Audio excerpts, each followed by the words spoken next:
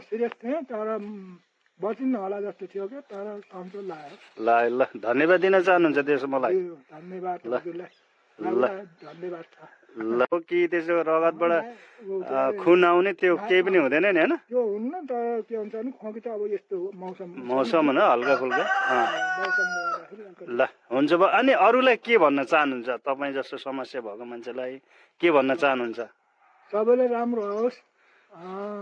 यस्तै के अरे आयुर्वेदिक ओक्सिजनले राम्रो गर्दो रहेछ हाम्रो ऋषिकुल होइन ऋषिकुल हो कि हाम्रो त हजुर मलाई देउस राम्रो भयो देउस बाँच्न पाइयो पाइयो नमस्कार ल हजुरको नाम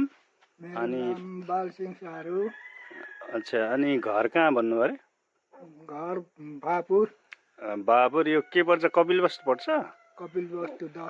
10 ल अनि बुवालाई